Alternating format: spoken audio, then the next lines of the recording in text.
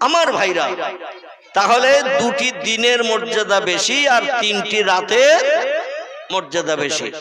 তিনটি রাতের একটি রাতের নাম হলো রজব মাসের ১ম তারিখের রাত, ২ নম্বর হলো ১৪ই শাবান দিনগত রাত, ৩ নম্বর হলো লাইলাতুল কদরের রাত।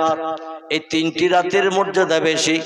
দিনের মর্যাদা কেমন বেশি, রাতের মর্যাদা কেমন বেশি, আসুন এবার আপনার সামনের দিকে একটু এগিয়ে যাই, এক মনে স্থির ভাবে তথ্যটা শুনুন।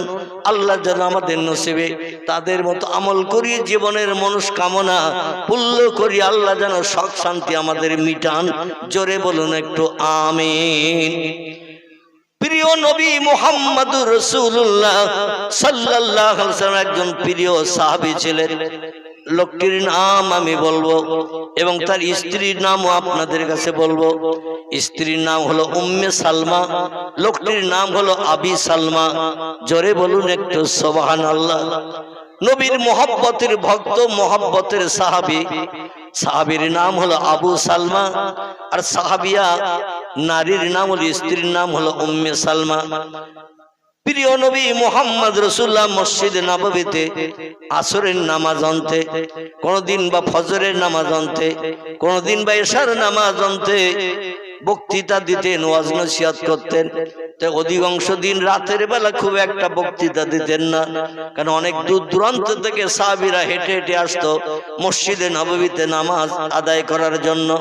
নবী বলেছেন, আমার হাতে গড়া মসজিদে কোনো ব্যক্তি যদি একটা না 40 ওয়াক্ত নামাজ আদায় করে বা জামাত ইমামের পিছনে, আমি মুহাম্মদ রাসূলুল্লাহ বলছি তাকে জান্নাতে নিয়ে যাওয়ার দায়িত্ব স্বয়ং আমার কাঁধে চেপে গেল। কত ওয়াক্ত? 40 ওয়াক্ত নামাজ বা জামাত ইমামের পিছনে যদি কোনো ব্যক্তি একটানা আদায় করে, ওই লোকটিকে জান্নাতে যাওয়ার দায়িত্ব আমার কাঁধে চেপে গেল। এমনকি জান্নাতে নিয়ে যাওয়ার জন্য আমার উপরে ওয়াজিব হয়ে গেল। ফরজের পরের স্টেজ হলো ওয়াজিব। নবী বলছেন সেই ওয়াজিবের দায়িত্ব আমার কাঁধে চেপে গেল। লা ইয়াদখুলুল জান্নাহ, আমি মুহাম্মদ তত সময় পর্যন্ত জান্নাতে যাব না, এই ব্যক্তিকে যত সময় জান্নাতে না ঢুকাবো।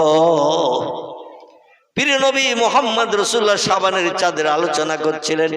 শাবান শব্দটি হলো আরবি ভাষা, এর বাংলা অর্থ হলো গুনাহ মাপের মাস। আমরা সাবান দিয়ে যেমন গায়ের ময়লা পরিষ্কার করি, জামা কাপড় পরিষ্কার করি, আল্লাহ বান্দার দেখে যত ময়লা মাখবে, এই ময়লাগুলো পরিষ্কারের জন্য বছরে একটা মাস করে আল্লাহ ময়লা পরিষ্কারের মাস দান করেছেন। এই মাসটির নাম হলো পবিত্র শাবান। প্রিয় নবী মুহাম্মদ রাসূলুল্লাহ সাল্লাল্লাহু আলাইহি ওয়াসাল্লাম তিনি মসজিদে নববীতে আসরের নামাজ আনতে, সাহাবীরা বলেন কুমিয়া ইয়াল আসহাব, এই সাহাবীরা নামাজ আনতে একটু বসে যাও, এই মাসের গুরুত্ব মর্যাদা সম্পর্কে কিছু আলোকপাত করব, যাতে এই মাসের মর্যাদা সম্পর্কে তোমরা জানা বোঝা করে মাসটার মর্যাদা দিয়ে জীবনের সুখ শান্তি আল্লাহর কাছ থেকে মিটিয়ে নিতে পারো। কারণ এই পবিত্র রাতে 14ই শাবান দিনগত রাতে যে ব্যক্তি বেশি বেশি করে নফল নামাজ পড়ে, রাত জাগে, তাসবিহ তাহলিল পাঠ করে, আল্লাহ পাক রব্বুল আলামিন তার দোয়া দাবিল কবুল না করে পারেন না। প্রিয় নবী মুহাম্মদ রাসূলুল্লাহ নামাজ আনতে মসজিদে নববীর ভিতরে এই মাসের মর্যাদা সম্পর্কে আলোচনা করছেন। এমন কি বলছেন, কারো যদি কিছু জীবনের দুঃখ দুর্দশা থাকে, অভাব থাকে, সমস্যা থাকে, আল্লাহর রেজামন্দির জন্য একটু বেশি বেশি করে নফল নামাজ আদায় করবে। নফল নামাজ আদায় করে ভোর হওয়ার আগে, পূর্ব দিকে সূর্য উদয় হওয়ার আগে, আল্লাহ কোরআনে বলছেন সালামুন হিয়া হাত্তা মাতলাইল ফজর, তুলিয়ে ফজর পূর্ব দিকে সূর্য উদয় হওয়ার আগ মুহূর্ত পর্যন্ত এই রাতের ইজ্জতের খাতিরে আল্লাহ পাক রহমতের দরজা খুলে দিয়ে থাকেন। এই জন্য কারো কিছু চাওয়ার থাকে, মজুরি কেটে যদি মজুরি নেওয়ার ইচ্ছা থাকে, ফজরে সূর্য উদয় হওয়ার আগে আল্লাহর কাছে হাত পাতিও, আল্লাহ তোমাকে বঞ্চিত করবেন না। যেটা মনের শখ, যেটা মনের ইচ্ছা, এই রাতে আল্লাহ পাক কবুল করে বান্দার মুখে হাসি ফুটান। হযরত আবু সালমা বিশ্ব নবী মুহাম্মদ রাসূলুল্লাহর মসজিদে এসে আসরের নামাজ অন্তে নবীজি শাবান মাসের মর্যাদা গুরুত্ব সম্পর্কে, যাকে লাইলাতুল বরাত বলা হয়, ভাগ্য বন্টনের রজনী, শবে বরাত বলা হয়। ফার্সিতে সব মানে হলো রাত, বরাত মানে হলো ভাগ্য বন্টন। বাংলা ভাষায় কে বলা হয় ভাগ্য বন্টনের রজনী। আল্লাহ পাক মানুষের ভাগ্যকে পরিবর্তন করেন, তকদিরও পরিবর্তন করে দিয়ে নতুন তকদির তার জন্য বানিয়ে দেন। নবী অন্য হাদিসে বলেছেন, আত-তাকদিরু লা ইয়ারুদ্দু ইল্লা বিদুআ, তকদিরের কোনো পরিবর্তন কোনোদিনই হবে না। আল্লাহ যার তকদিরে যেটা রেখেছেন সেটাই তার নসিবে জুটবে। সাহাবীরা বলে, ইয়া রাসূলুল্লাহ, পরিশ্রম করে কাজকর্ম করে আমরা কি তকদির পরিবর্তন করতে পারবো না? নবী বলেন, একটা মাত্র ক্ষেত্রে তকদির পরিবর্তন হয়, সেটি হলো ইল্লা বিদুআ। বান্দা যখন কারো কাছে হাত না পেতে, কারো কাছে সাহায্য না চেয়ে, জিনের জীবনের মনের দুঃখ দুর্দশা কারো কাছে না জানিয়ে আল্লাহর কাছে যখন জানায়, তবে শর্ত হলো চোখের পানি একটু নির্গত করতে হবে, চোখের পানি বার করতে হবে। আল্লাহ চোখের পানি বড় পছন্দ করেন, কবুল করেন। এই জন্য চোখের পানি মাছির মাথার ন্যায় ছোট্ট ফোঁটা হলো নাকের ডগা পর্যন্ত নামিয়ে দিয়ে দেবে। নাকের ডগা পর্যন্ত যদি চোখের পানি নেমে যায়, আল্লাহ সেই বান্দারে বঞ্চিত করেন না। জোরে বলুন একটু সুবহান। আবু সালমা, নবী সাহাবীরা মসজিদে নববীতে নামাজ আদায় করে পয়গম্বর যে ওয়াজ নসিহত করতেন, বাড়িতে এসে স্ত্রীদের কাছে সেগুলো বলতেন। সাহাবীরা নবীজির মুখে যে সমস্ত ওয়াজ নসিহত মসজিদে নববীতে শুনতেন, বাড়ি এসে বিবিদের কাছে বলতেন, আর বিবিরা সেগুলো আমল করার জন্য ব্যতিব্যস্ত হয়ে পড়তেন। জোরে বলুন একটু সুবহানাল্লাহ। আবু সালমা বলেন, বিবিরি, এই শাবান মাসের একটা গুরুত্বপূর্ণ রাত আল্লাহ উম্মতে মুহাম্মাদিয়ার জন্য দান করেছেন। এমনকি আল্লাহ পাক কোরআন পাকের ভিতরেও তথ্য জানিয়ে দিয়েছেন যে 1000 মাস রাত জেগে জেগে ইবাদত বندگی করলে যত সওয়াব হবে, খায়রুম মিন আলফি শাহর। আল্লাহ পাক কোরআন পাকের ভিতরে জানিয়ে দিয়েছেন সূরা কদরের ভিতরে। আল্লাহ বলছেন 1000 মাস রাত জেগে জেগে ইবাদত বندگی করলে, উপাসনা করলে, দিনের বেলাও নফল নামাজ পড়লে, এমন করে অন্যান্য নামাজগুলো আদায় করলে যত সওয়াবের অধিকারী হবে, এক রাতের বিনিময়ে তার থেকে খায়রুন আরো বেশি সওয়াব বান্দার নামামলে থলিতে লেখা হবে। এবং নামাজ আদায়ের পরে আল্লাহর কাছে বান্দা যদি জীবনে শখের কথা বলেন, আল্লাহ কোন বান্দারে খালি হাতে ফিরান না।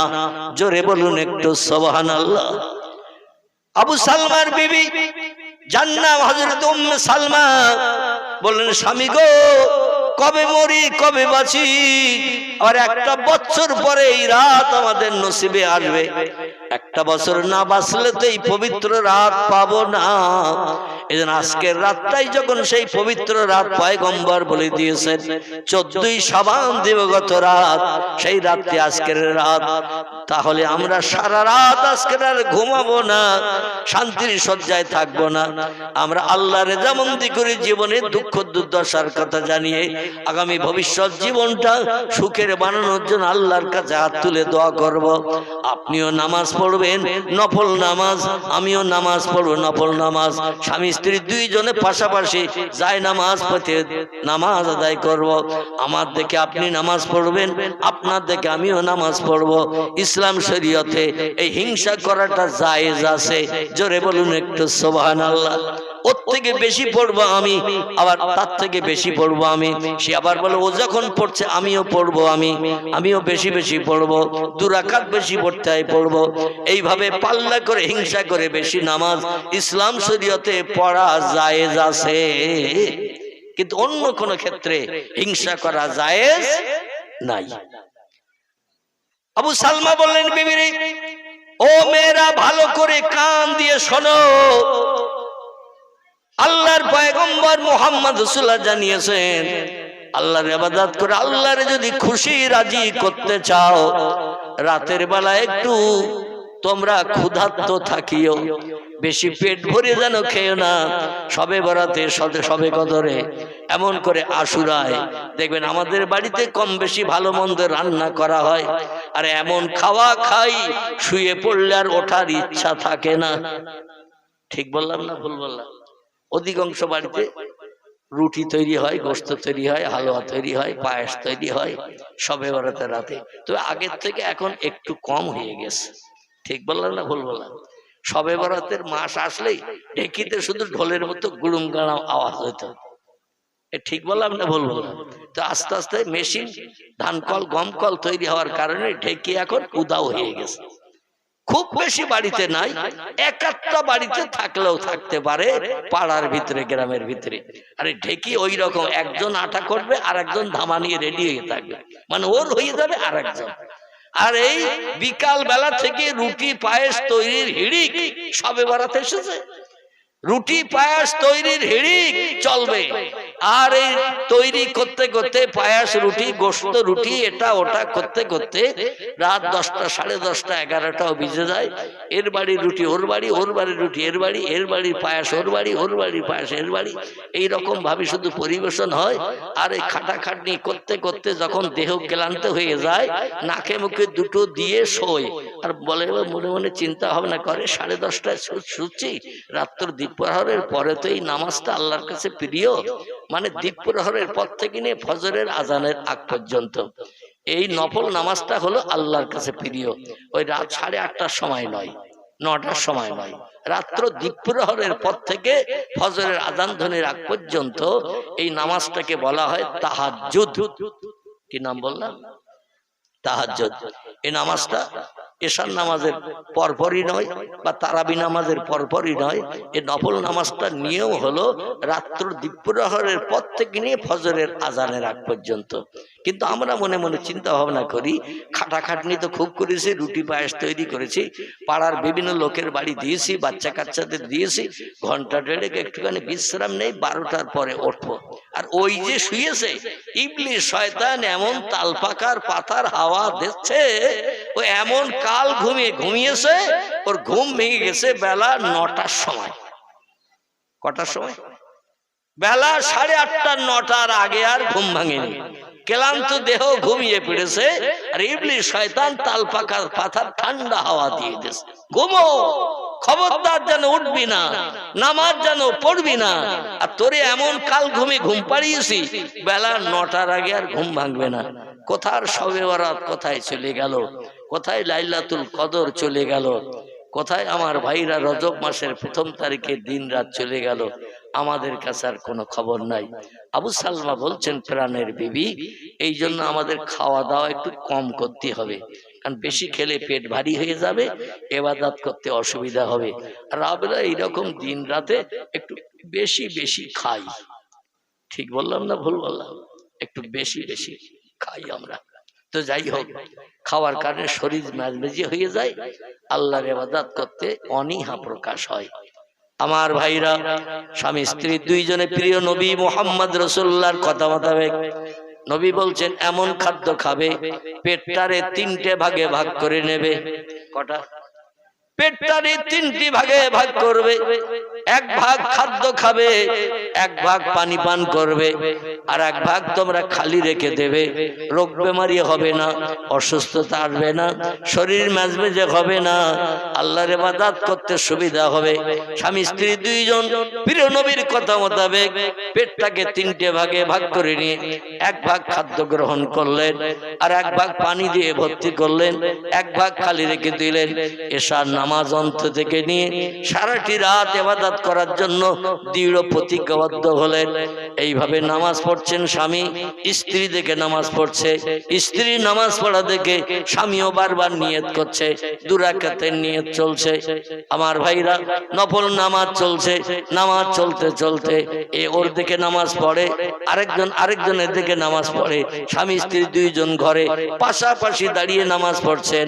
এটা শরীয়তে জায়েজ আছে, জোরে বলুন একটু সুবহানাল্লাহ। ঘরের ভিতরে দরজা জানলা লাগানো, এখনকার মধ্যে দেওয়ালে সুইচ টিপলে রড লাইট জ্বলে, ঘরে আলো দেবে না। তখনকার সময় একমাত্র তেলের বাতি, এইটা আধার দূর করার জন্য এনাফ যথেষ্ট ছিল। আমরা বাংলা ভাষায় যারা লম্ফ বলি, টেমি বলি। পরবর্তীতে হারকেন তৈরি হয়েছে। নবীর জামানায় সব হারকেন টারকেনের বালাই ছিল না। তেল দিয়ে বাতিতে আগুন দিলে যত সময় তেল থাকে তত সময় আলো জ্বলে। সংসারে কাজকর্ম শেষ হয়ে গেলে টেমি সারা রাত জ্বালিয়ে রাখে না, বন্ধ করে ফেলে, বন্ধ করে বিশ্রামে যায়। কারণ ঘরে লাইট জ্বললে অনেকের ঘুমাতে অসুবিধা হয়। নামাজ চলছে আর ভোর হয়ে এসেছে, স্বামী স্ত্রী কিছুই জানে না। কারণ ঘরের দরজা জানলা যদি কমপ্লিট লাগানো থাকে, দিনের আলো বাইরে দেখা যাবে, ঘরের ভিতরে বোঝা যাবে না। স্বামী স্ত্রী বলছি ফজরের আজান ধ্বনির আগ পর্যন্ত আল্লাহর দরবারে দোয়া চাইলে আল্লাহ দোয়া ফেরত দেয় না। এখনো রাত আছে, নামাজ চালাও। একজন আরেকজনকে দেখে নামাজ পড়ছেন, কিন্তু ভোর হয়ে আসে। আল্লাহ বান্দাদের খবর রাখেন না। ইয়ালামু খায়নাতাল আয়ুনে ওমা তুখফিস সুদূর। আল্লাহ বলছেন তোমরা গোপনে গোপনে অন্তরে যে চিন্তা ভাবনা করেছো, ফজরের আজানের আগে আমার কাছে পরিশ্রমের মূল্য চাবে, কিন্তু ফজরের আজান ধ্বনি আগত, ফজরের আজানের সময় এসে গেছে। আর আজানের পরে পূর্ব দিকে সূর্যোদয় হয়ে গেলে দোয়া দাবি কবুল হবে না, পরিশ্রমটা বেকার হয়ে যাবে। এ কাক পাখিরা, চিল পাখিরা, ফিঙে পাখিরা, চড়ুই পাখিরা, তোমরা বাসা থেকে বেরিয়ে যাও খাদ্য অন্বেষণের জন্য। ভোরবেলা কোকিলেরা গাছের মাথায় বসে বসে কুহু কুহু করে ভোরবেলা ডাকে না। কোকিলেরা ভোরবেলা ডাকে, চড়ুই পাখিরা বাসা ছেড়ে বেরিয়ে যায়, কিচির মিচির করে। কাগর ডাকতে খাদ্য অন্বেষণের জন্য এক জায়গা থেকে আরেক জায়গায় যায় না। ওরা আওয়াজ করতে যায়, ওরা কিন্তু ওই কা করে ডাকে না, চড়ুই পাখি কিচির মিচির করে না। আল্লাহ বলছেন ওরা, আমি আল্লাহ আমার নামের জপ জিকির করতে যাই। কারণ ওদের 5 পাটি চাল ঘরে নাই, 2 লাখ টাকা ব্যাংকে নাই, ওদের পুকুরে কোনো 3 বছরের পুরনো মাছ পোষা নাই, ওদের কোনো বাজারে যে খাবার কেনার সুযোগ নাই। ঠিক বললাম না ভুল বললাম? এই জন্য ভোরবেলা বাসা ছেড়ে বেরিয়ে যখন খাদ্য তালাশ করতে যায়, ও বান্দার শোনো, ওয়াইন মিন শাইইন ইল্লা ইউসাব্বিহু বিহামদিহি। যত সৃষ্টি চোখে দেখতে পাও, যত সৃষ্টি চোখে দেখতে পাও না, সব সৃষ্টি আমি আল্লাহ আমার নামের জপ জিকির করে। লা ইয়াফকাহুনা ইল্লা তাসবিহাহু। ওদের আওয়াজ তোমরা বুঝতে পারো না, কি বলছে ওরা, কি কইছে ওরা একে অপরের সঙ্গে, তোমরা ওটা বোঝো না। কারণ ওদের আওয়াজ বোঝার ক্ষমতা তোমাদের আমি দিই নাই। জোরে বলুন একটু সুবহানাল্লাহ। তবে শোনো, কিছু মানুষের উপর আমি রহম করেছি। ঈসা নবী মায়ের পেট থেকে যখন পৃথিবীতে এসেছে, আমি আল্লাহ পাক 1500 ভাষা 3 দিনের মাথায় আমি আল্লাহ তার মেমোরিতে জমা করে দিয়েছি। তোমরা বাংলা বললে বোঝো, হিন্দি বললে বোঝো, ইংরেজি বললে বোঝো না, ফার্সি বললে বোঝো না। ঠিক না ভুল? পলি, গুজরাটি, মারাঠি, মালয়ালি এরকম ভাষায় কথা বললে আমরা কি বুঝবো? মনে করবো চড়াই পাখির মতো কিচির মিচির করছে, কিছুই বুঝি না। কিন্তু আল্লাহ সব সৃষ্টির ভাষা যিনি দিয়েছেন, ওদের ভাষা তিনি বোঝেন না। এই জন্য আল্লাহ বলছেন তোরা বাসা ছেড়েছিস, 5 পাটি চাল ঘরে নাই, ব্যাংকে টাকা নাই, পুকুরে মাছ পোষা নাই, কোনো বন্ধুর কাছে পয়সা পাস না, পয়সা কালেকশন করে নিয়ে বাজারে যেয়ে বাজার করে আনবি, এমন সুযোগ তো ওদের নাই। এই জন্য ওরা বাসা থেকে বেরিয়ে আমি আল্লাহ আমার নামের তসবিহ পড়তে যাই। বলে আল্লাহ যেখানে যাচ্ছি ওখানে যেন অনাহারা না থাকে, তোমার দেয়া রিজিক যেন আমি পাই।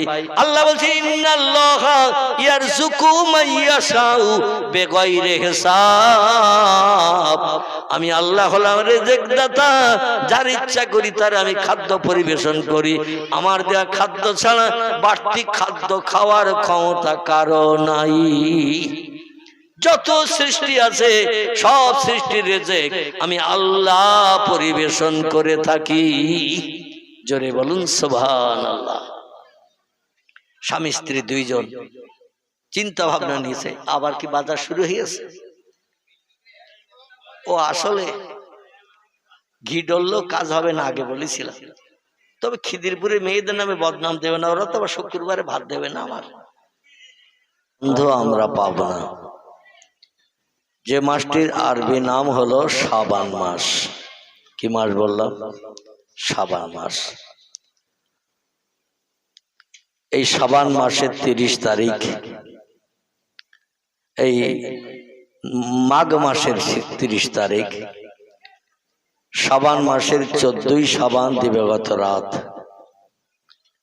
আল্লাহ পাক আমাদের জন্য এক পবিত্র রাত হিসাবে প্রতি বছর বান্দাদের কল্যাণের জন্য দান করে থাকেন।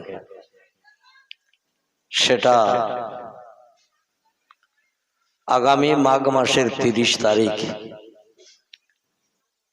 বৃহস্পতিবার দিনগত রাত আমাদের জন্য হাতছানি দিয়ে এগিয়ে আসছে, যেটাকে ফার্সি ভাষায় শবে বরাত বলা হয়, আরবিতে একে লাইলাতুল বরাত বলা হয়, বাংলা ভাষায় একে বলা হয় ভাগ্য রজনী বণ্টনের রাত। আল্লাহ বান্দাদের ভাগ্য পরিবর্তন করান, তকদিরও পরিবর্তন করান, বিপদ মুসিবত থেকে নিষ্কৃতি দান করেন, বান্দাদের মনস্কামনা আশা আকাঙ্ক্ষা পূর্ণ করে বান্দাদের মুখে আল্লাহ হাসি ফুটান। জোরে বলি একটু সুবহানাল্লাহ। আমি এই পবিত্র শাবান মাসের মর্যাদাপূর্ণ রাত 14ই শাবান দিবাগত রাত আমাদের জন্য যে রাতটি হাতছানি দিয়ে আসছে, আমার পূর্ববর্তী বক্তার মুখে আপনারা শুনেছেন, আমিও বিশ্রামে থাকতে থাকতে শুনছিলাম, উম্মতে মুহাম্মাদের আমলের থলি সব থেকে বেশি করার জন্য আল্লাহ পাক রব্বুল আলামিন প্রতি বছর 5টা করে দিন ও রাত পৃথিবীতে দান করে থাকেন। কটা বললাম? 5টা করে রাত ও দিন প্রতি বছর আল্লাহ পাক উম্মতে মুহাম্মাদের আমল নামার থলি বেশি ভারী করার জন্য দান করে থাকেন। এর ভিতরে একটি রাতের হাদিস শরীফের নাম এসেছে পবিত্র রজব মাসের 1ম তারিখের রাত ও দিন। 2 নম্বর হলো 14ই শাবান দিনগত রাত ও 15 তারিখের দিন। 3 নম্বর হলো রমজান মাসের 26 তারিখের দিনগত রাত, 27 তারিখের দিন। 4 নম্বর হলো পবিত্র শাওয়াল মাসের 1ম তারিখের রাত এবং 1ম তারিখের দিন। আর 5 নম্বর হলো পবিত্র জিলহজ মাসের 9 তারিখের দিনগত রাত, 10 তারিখের দিন। এই 5টা রাত ও দিন আল্লাহ আমাদের দোয়া কবুলের জন্য, আমল নামার থলি বেশি করে পূর্ণ করার জন্য, মনের মনোবাসনা পরিপূর্ণ করে জান্নাত হালাল বানানোর জন্য পৃথিবীতে দান করেছেন। জোরে বলি একটু সুবহানাল্লাহ। বর্ণনাকারীরা বলছেন এই 5টি রাত ও দিনের ভিতরে 2টি দিনের মর্যাদা সব থেকে বেশি, আর বাকি থাকলো কটি? 5টার ভিতরে 2টি দিনের মর্যাদা বেশি, তাহলে বাকি থাকলো কটা? 3টি। এই 3টি রাতের মর্যাদা বেশি। দিনের থেকে রাতের দাম বেশি 3টি, আর রাতের থেকে দিনের দাম বেশি 2টি। কেমন? আমি খুব সংক্ষেপ কিছু আলোচনা রেখে আজকের মজলিসের পরিসমাপ্তি ঘটাবো। কারণ কম বেশি আপনারা জানেন আগামী কাল বা পরশুদিন মসজিদের বাৎসরিক জলসা, ঠিক কি না? মসজিদের বাৎসরিক জলসা। সংক্ষেপ কিছু আলোচনা আল্লাহ যদি হায়াতে রাখেন আপনাদের কাছে পরিবেশন করব। আমি একটা প্রোগ্রাম ইতিমধ্যে সন্ধ্যার পরে করে এসেছি। কম বেশি আপনারা জানেন আমাদের এলাকায় ভবানীপুর বলে একটি গ্রাম আছে।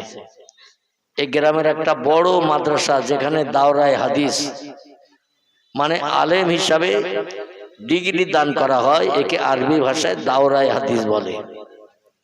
এই দাওরা হাদিস পর্যন্ত ছেলেদের শিক্ষা দেয়া হচ্ছে। ভবানপুর মাদ্রাসা, যার নেতৃত্বে আছেন জনাব আলহাজ হযরত মাওলানা ইয়াকুব আলী সাহেব।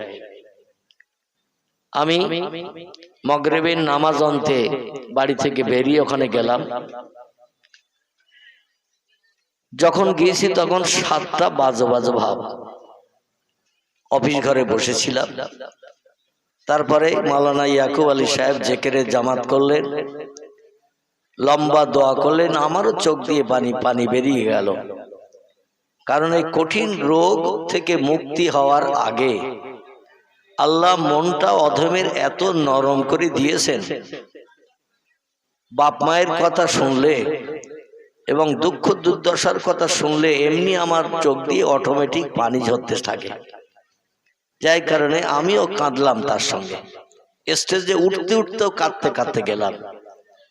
সকলে আমার সঙ্গে কম বেশি মোসাফা মহানেকা করলেন। তো ওখানে এর আগে স্মৃতি সভা হয়ে গেছে, সে সভাতেও আমি গিয়েছিলাম, অধমকে দাওয়াত করেছিল। তো এশার আজানের পরে, মানে 7টায় তখন এশার আজান হয়েছে, 7টায় এশার আজানের পরে আমাকে স্টেজে বসিয়ে দিল। তো সেখান থেকে ঘন্টা দেড়েকের মতো বক্তব্য রেখে আমি চলে এসেছিলাম। আজকেরও সেই চিন্তা ভাবনা ছিল, কারণ এখানে প্রোগ্রাম, ওখান থেকে 1-8 ঘন্টা বক্তৃতা রেখে আসবো।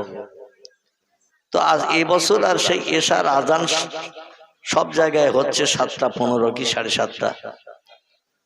তো দোয়া শেষের পরে 7:30 বাজতে যায়। তো আমাকে নিয়ে গেল স্টেজে, আমাকে বলল 8টায় জামাত হবে, 8টায় জামাত নামাজ হবে, তারপরে আবার জলসা শুরু হবে, আপনার টাইম 8টা পর্যন্ত, মোটামুটি 1 ঘন্টা। তো বক্তৃতা শুরু করলাম, করতে করতে 8টা যখন বেজে যাচ্ছে আর 2-1 মিনিট বাকি, আমি আজানের জন্য প্রোগ্রাম ছাড়তে চাইলাম, কর্তৃপক্ষ ছাড়তে দিল না। বললো হুজুর নামাজ 9টা-10টায় হবে, এখন নামাজ হবে না। ইয়াকুব সাহেব স্টেজে বসেছিলেন, উনি বললেন 8টায় আজান হবে না, যদিও আমি ঘোষণা দিছি 8টায় আজান জামাত হবে। শ্রোতারা শুনছে না, আপনি বক্তব্য রেখে চালিয়ে যান।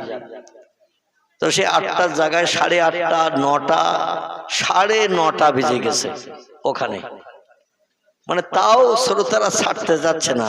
আমি বললাম পিছনে টান আছে, মানে এখানে আসতে হবে। এই জন্য 9:30টায় প্রোগ্রাম ছাড়লাম, শেষ করে দিলাম। বললো ভাই একটুখানি ভিক্ষুক শাস্তি হবে, তাহলে এখন এই আজান হবে এক্ষুনি, 9:30 বেজে গেছে, এশার জামাতের নামাজ হচ্ছে 9:30টার সময়, তাহলে এখন আর এই হাত পাতা যাবে? বললো আপনি হাত পাতলে আল্লাহর রহম কিছু আসবে। তো বাধ্য হয়ে ওনার মর্যাদার সম্মানের দিকে রক্ষা করে আবার একটু হাত পাতলাম। তো মিনিট 15 মতো লেগে গেল।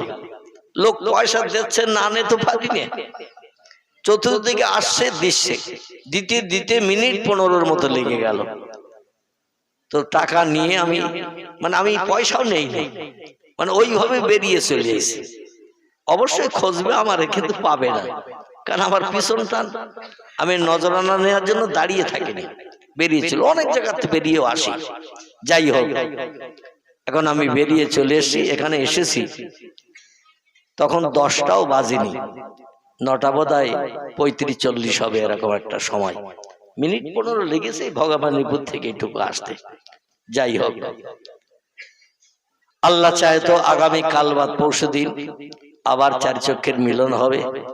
কালকের আমার একটু যেতে হবে অনেক দূর, মানে সে মুর্শিদাবাদের হরিহর পাড়া। নাম কি বললাম? মুর্শিদাবাদ জেলার হরিহর পাড়া, ভাকুড়ি মোড় থেকে প্রায় 35 কিলোমিটারের মতো দূর। ভাকুড়ি মোড় একটা আছে বহরমপুরে, ওইখান থেকে 35 কিলোমিটার দূরে যেতে হবে। আবার আগামীকাল আমাদেরও গ্রামের মাদ্রাসা মসজিদের বাৎসরিক জলসা, আগামীকাল থেকে শুরু। কাল 21 তারিখ আপনাদের মসজিদের জলসার সঙ্গে আমাদেরও মসজিদের জলসা একই ডেটে পড়েছে। আগামী কাল হবে পৌষ হবে, এখানে হবে পৌষ দিন, নাকি কাল বাদ পৌষ 22 তারিখ। যাই হোক, এখানকার মহল্লার ইমাম আমার তো আসতেই হবে, আবার গ্রামের মসজিদ কানা পকড়া তারে আবার সভাপতি করে রেখেছে গ্রামের লোক। ওইটাই বলছে কালকে থাকবেন তো, আমি কিছু বলছি না, বলে কাল থাকবেন না, এমন কাল আমার একটু দূরে যেতে হবে। তো যাই হোক মানিয়ে নিল। এজন্য আমি খুব সংক্ষেপ দু চার কথা রাখবো, কাল আবার দৌড়াতে হবে দুপুরের পরপরই। দোয়া করবেন আল্লাহ রাস্তাঘাটে সুস্থভাবে যেন নির্দিষ্ট জায়গায় পৌঁছানোর তৌফিক দান করেন, এবং আপনারা সুস্থ থাকুন, সুখী থাকুন, বিবি বাচ্চা নিয়ে সংসার জীবনে সুখ ভোগ করুন। যতদিন আল্লাহ আপনাদের হায়াতে বাঁচিয়ে রাখেন ততদিন আল্লাহর হুকুমকে বাস্তব জীবনে রূপ দান করে আগামী দিন চলতে থাকুন। এ দোয়া ছাড়া আর কিছু দোয়া করার আমার নাই। এজন্য আমি দোয়া রেখে সংক্ষেপ কিছু আলোচনা করছি। সকলে প্রাণ ভরে উচ্চ রবে একটু প্রাণ খুলে দরুদ শরীফ পড়ে নেন। আল্লাহুম্মা সাইয়্যিদিনা মাওলানা মুহাম্মদ ওয়া আলা আলে মাওলানা नजामे गोर में नजामे गोर में क़यामत में हर जगह यारे गम गारे दरूद बलगल औला बेकमालिही कशफत दुजा बेजमालिही हसनत जमीओ खिसालिही सल्लु अलैहि व आलिही। अल्हम्दुलिल्लाह अल्हम्दुलिल्लाह व काफा व सलामुन अला इबादिहिल्लज़ीना इस्तफ़ा अम्मा बाद फ़क़द क़ाल अल्लाहु तआला फी कलामिहिल मजीद अफिल फुरक़ानिहिल हमीद। औज़ु बिल्लाहि मिनश शैतानिर रजीम। बिस्मिल्लाहिर रहमानिर रहीम।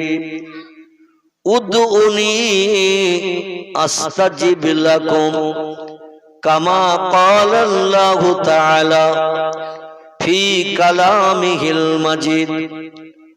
वक़ाल अन्नबी सल्लल्लाहु अलैहि वसल्लम मन कान लिल्लाहि कान अल्लाहु लहु कमा क़ाल अलैहि सलातु वस्सलाम। वक़ाल अल्लाहु तआला फी शान हबीबिही इन्नल्लाहा व मलाइकतहु युसल्लूना अलन नबिय्य या अय्युहल्लज़ीना आमनू सल्लु अलैहि व सल्लिमू तस्लीमा। अल्लाहुम्मा सल्लि अला मौलाना मुहम्मद व अला आले सय्यिदिना मौलाना। अभय बानी दिल तारा अभय बानी दिल तारा ओ आमीना बीबी शिशु पुत्र তোমার হবে শেষ জামানার নবী। আল্লাহুম্মা সাল্লি আলা সাইয়্যিদিনা মাওলানা ওয়া আলা আলি সাইয়্যিদিনা। যে শিশুকে দেখে তারা যে শিশুকে দেখে তারা রাসূল মেনে গেল, সেই নবীর ওই মোহাব্বতে দরুদ মুমিন পড়ো। আল্লাহুম্মা সাল্লি আলা সাইয়্যিদিনা মাওলানা ওয়া আলা আলি সাইয়্যিদিনা মাওলানা মুহাম্মদ। আলহামদুলিল্লাহ, সমস্ত প্রশংসা, তারিফ, কৃতজ্ঞতা, শুকরিয়া আমরা তাহারি দরবারে জ্ঞাপন করি, যিনি পবিত্র শাবান মাসের গুরুত্বপূর্ণ দিন ও রাতকে সামনে রেখে আমাদের সকলকে বিবি বাচ্চার মায়া পরিত্যাগ করিয়ে দুনিয়ার ব্যবসা বাণিজ্য কাজকর্ম ছাড়িয়ে দুনিয়ার সমস্ত চিন্তা ভাবনা মগজ থেকে দূর করিয়ে বেহেশতের বাগানে আমাদের সকলকে আসার এবং বসার সুযোগ দান করেছেন। আমরা সেই আল্লাহর মহান দরবারে একটু কৃতজ্ঞতা শুকরিয়া জ্ঞাপন করি। সকলে গলা ছেড়ে বলুন আলহামদুলিল্লাহ। আমার ভাইরা,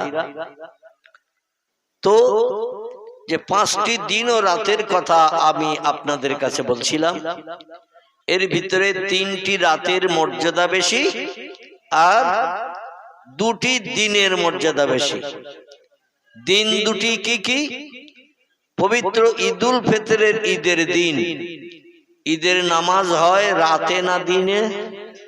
দিনে। ঈদুল ফিতরের ঈদের দিনের মর্যাদা বেশি। বান্দা যখন গোসল করে পবিত্র কাপড় পরে ঘর থেকে ঈদের ময়দানে নামাজ পড়তে যায়, আর নামাজ অন্তে আল্লাহর কাছে মজুরির উদ্দেশ্যে বান্দারা ঈদগায় যেটা চায়, আল্লাহ ঈদগাহ থেকে নামার আগে সেটা কবুল করে নেয়। ঈদগার এরিয়া আছে না, এই ঈদগার এরিয়া থেকে নিচে নামার আগে ওই দিন আল্লাহ বান্দাদের দোয়া দাবি কবুল করে নেয়। ঈদের দিন হলো 2টি। একটি দিনের নাম ঈদুল ফিতর, একটি দিনের নাম ঈদুল আজহা, মানে কোরবানির ঈদ। এটা আরবি ভাষায় বলা হয় আদহা, কিন্তু অন্য মত অবলম্বী বা অন্য মতদর্শের মানুষ ওরা দোয়াত উচ্চারণটা ঠিক মতো করে না। ওরা দোয়াতকে, যেমন রমজান আরবি ভাষায় লেখা, ওরা বলে রমজান, বলে না? আমরাও শুনে শুনে মুখস্থ করেছি, আমরা বলি রমজান মাস, বলি না?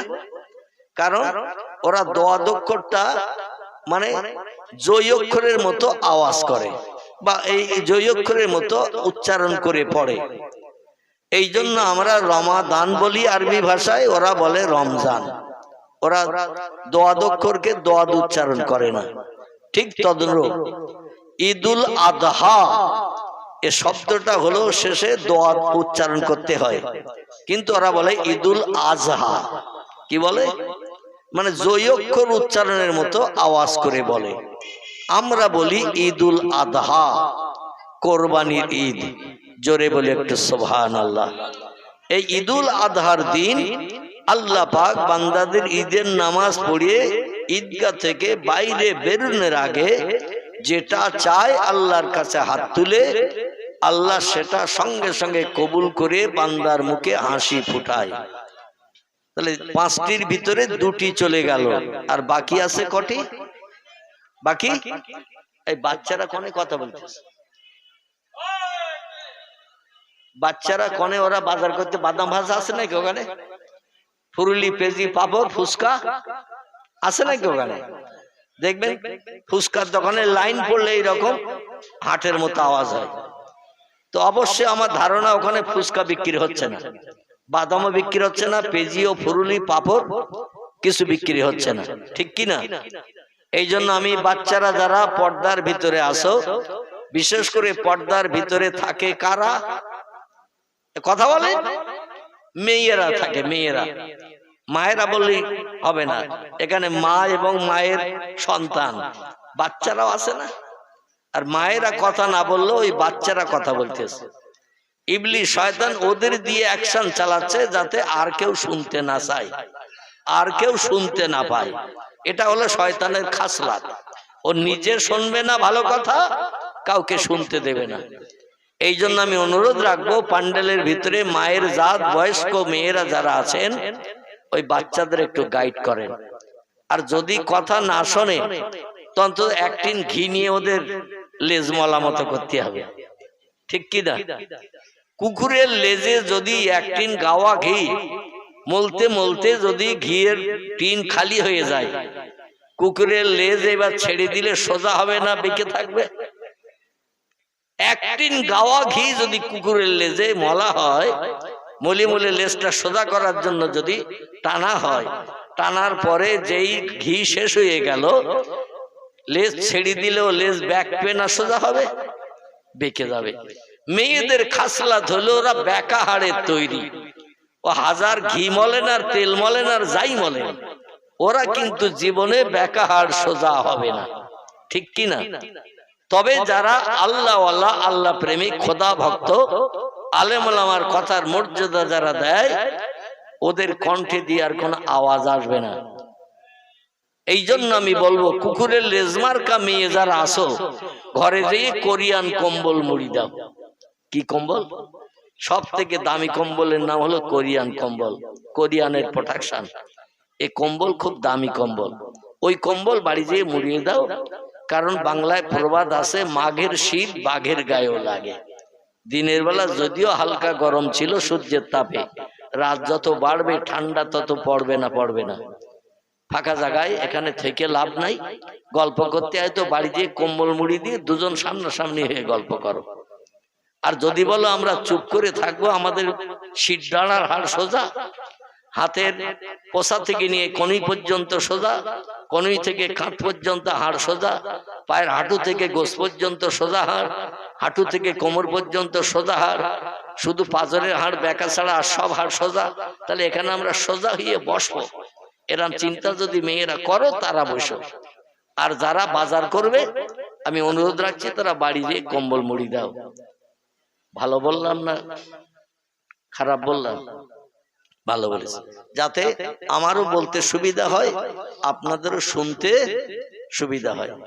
দেখবেন মেয়েরা যখন জলসায় আসে, ওরা বুড়ি যারা এক জায়গায় বসে, আর যারা বিবাহিত নারী এক একটা বাচ্চা হয়েছে ওরা আর এক জায়গায় বসে, আর যাদের বিয়ে টিয়ে হয়নি মেয়েরা, ওরা আলাদা এক জায়গায় বসে। কটা দল হলো? 3টে দল হলো। এছাড়াও বাচ্চা মেয়ে যারা 5 বছর 7 বছর, ওরা আবার আলাদা একটা জায়গায় বসে। ঠিক বললাম না ভুল বললাম? মানে যে বয়সের যারা তারা সেখানে বসে, বুড়ি যারা ওরা এক জায়গায় বসে আলোচনা করে। মিলাদ তো শুনতে আসে না, মেয়েরা কোনোদিন ওয়াজ শুনতে আসে না।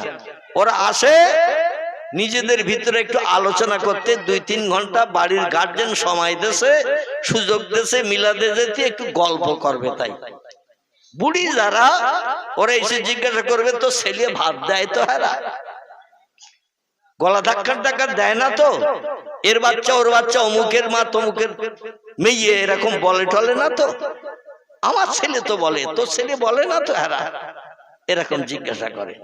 মাঝে মাঝে আবার একটু তামাক পড়া টড়া নস্যি টস্যি চায় একজন আরেকজনের কাছে। এখন তো তামাক পড়া সেই কলার বাসনা পুড়িয়ে তো আর তামাক পড়া করে না, ওর পরিবর্তে এখন নস্যি ব্যবহার হয়। ঠিক বললাম না ভুল বললাম? এতে একটু নেশা মতন হয়। যাই হোক, আমি জীবনে খাইটাইনি বলতে পারবো না, তবে নেশা না হলে সে জিনিস ওরা ব্যবহার করবে না। 2 নম্বর, যাদের 2-1 করে বাচ্চা হয়ে গেছে, সংসার যাপন করছে, ওরা আলাদা এক জায়গায় বসেছে। বসে ওদের আলোচনা, তালপুকুরের বাজার থেকে বাড়ি আসে তখন তোর জন্য ল্যাংচা ট্যাংচা আনে তো? হারা কম মিষ্টি সন্দেশ টন্দেশ আনে তো? লেডিকে রিটেনে আনে তো? ব্লাউজ টেলাউজ তোর জন্য চুরি করে এনে দেয় তো? তোর স্বামী কিরাম? এই আলোচনা চলছে ওদের ভিতরে। আর একদল যাদের বিয়ে হব ভাব, এখনো ছেলে দেখাশোনা হয়নি, এরা এক জায়গায় বসে বলছে কোন ছেলের সঙ্গে তোর কথাবার্তা সেটেল হয়ে গেছে। কোন ছেলের সঙ্গে মোবাইলের মাধ্যম দিয়ে কথাবার্তা সেটেল হয়েছে বল? কবে হাইজ্যাক হয়ে উড়িয়ে দীঘায় যাবি, মুকুটমণিপুরে যাবি, দার্জিলিং এ যাবি কবে? কেবল আমি জানবো, পাড়ার কেউ জানবে না। আমার সঙ্গে বল, চলে গেলি পাড়ায় যখন খবর হবে তখন মিস করে আসবো আমি, কারণ আমি তো খবরটা জানি। আমাদের গ্রামের একজন আর ভাগনা ত্রিমণিতে মারা গেছে এক নারীর সঙ্গে অঘটন ঘটিয়ে, গত রাত্রি, আগের রাত্রিতে। ত্রিমণি মাদ্রাসার পিছনে বাড়ি, যুবক ছেলে, ওর মামার বাড়ি আমাদের গ্রামে। সালাউদ্দিন হাজি নাম, নাসির হাজি নাম, আর নাম বলবো না। এই দুইজন ভাই, দুইজনই হাজি, এদেরই ভাগনা আমাদের গ্রামে প্রায় আসতো। ত্রিমণি মাদ্রাসার পিছনে বাড়ি। এক মেয়ের সঙ্গে এমন জমিয়ে গেছে, বাপ মা দুজন চিল্লায় গেছে আসামে। কোথায় বললাম? চিল্লায় গেছে আসামে। আর ছেলে ওদিকে বাড়িতে আছে, মেয়েরাও আছে। এখন সেই মেয়েটারে তার আপনজনেরা সম্ভবত বিয়ে দিয়ে দিয়েছে। মেয়েটারে বিয়ে দেওয়ার কারণে ছেলে বলে, আমার মাল তো হাতছাড়া হয়ে গেল, চলে গেল আরেকজনের বাড়ি। ও দুঃখ, রাগ, যন্ত্রণা সহ্য করতে না পেরে এইভাবে ঝুলতেছে। বুঝতে পেরেছেন তো? গলায় দড়ি দিয়ে ঝুলতেছে। ওর বাপের কাছে ফোন করেছে, মায়ের কাছে তো ফোন ধরতেই দেয়নি। মানে এই চিল্লার আমির যে বসিরহাট তীরমোড়ে, সে বলছে আমাদের চিল্লা শেষ হতে এখনো 3 দিন বাকি কি 4 দিন বাকি। চিল্লার কাজ শেষ না হওয়া পর্যন্ত ওর বাপের কাছে ফোন দেওয়া যাবে না। এখন আবার চিল্লার এমন নিয়ম হয়েছে, যারা চিল্লা দিতে যাবে এদের কারো কাছে ফোন রাখলে হবে না, বাড়ির কোন মানুষের সঙ্গে কথা বলা যাবে না। বর্তমানে নতুন আইন হয়েছে, নিয়ম হয়েছে। আগে মোবাইল ছিল না, এই আইনটা তখন চালু হয়নি। এখন মোবাইল হয়েছে, চিল্লায় গেলে মোবাইল নিয়ে যেতে পারবে না। ওর বাপ মা তো মোবাইল নিয়ে যায়নি, চিল্লার আমিরের কাছে থাকে একটা মোবাইল।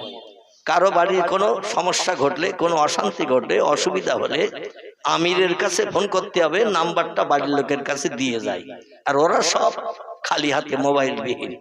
আর আমিরের কাছে ফোন করা হয়েছে, আমাদের ছেলে গলায় দড়ি দিয়েছে, ওর বাপের কাছে ফোনটা দাও, ফোন করব।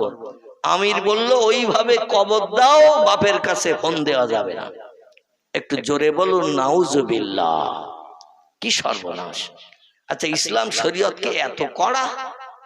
কথা বলেন, ইসলাম শরীয়ত কি এত কড়া যে একটা ছেলে মারা গেছে, বাপের কাছে ফোন দেওয়া যাবে না? তারা এসে মরা মুখটা দেখতে পাবে না। পিতা যার সঙ্গে রক্তের এত গাঢ় সম্পর্ক, এত গাঢ়তর মহব্বত সন্তানের সঙ্গে পিতার, আর মায়ের সঙ্গে তো 32টা নাড়ি ছেঁড়া ব্যথা। কটা? 32টা নাড়ি ছিঁড়ে একটা বাচ্চা পৃথিবীতে মায়ের উদর থেকে জন্ম নেয়। সব থেকে বেশি কষ্ট লাগে সন্তান মারা গেলে কার? মায়ের। মায়ের কলিজা তো খান খান হয়ে যাবে।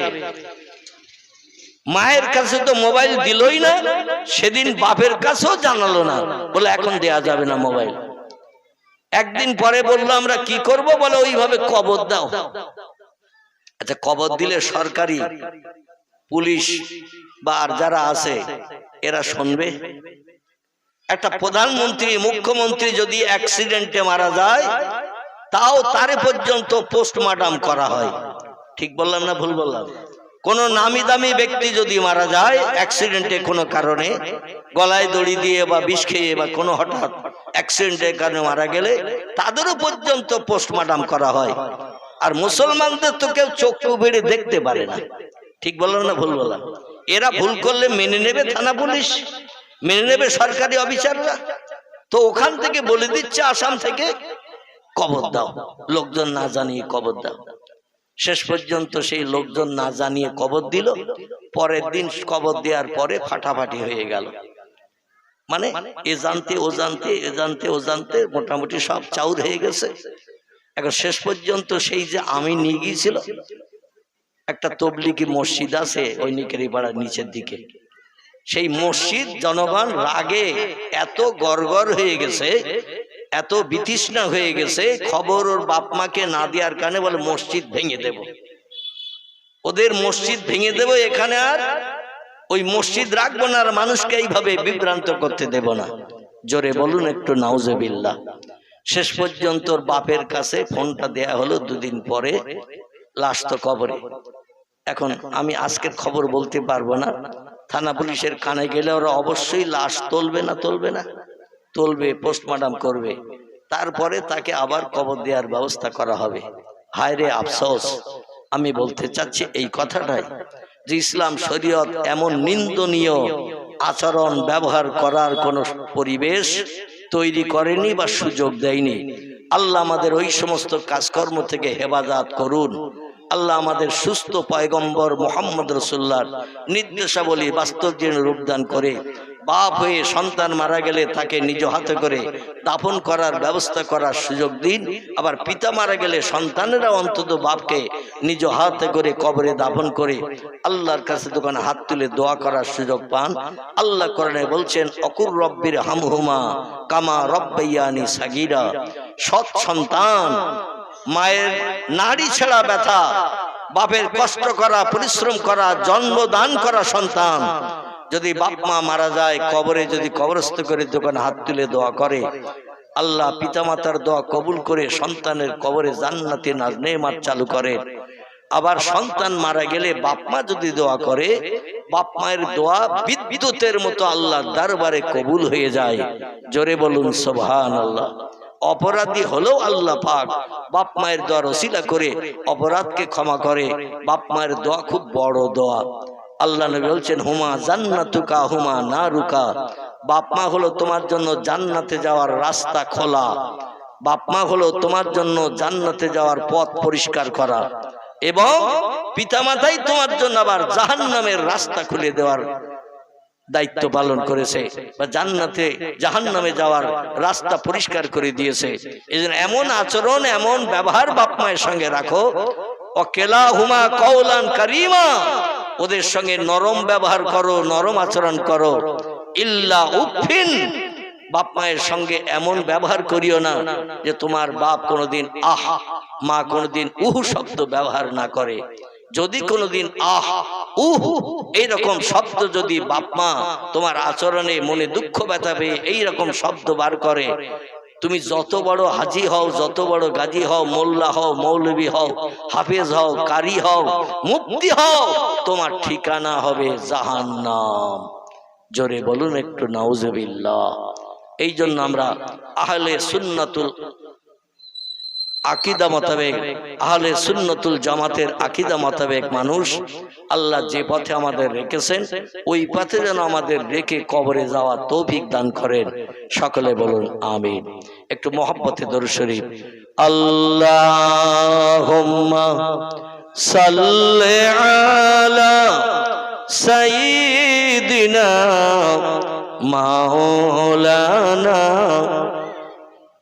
وعلى آل سيدنا مولانا محمد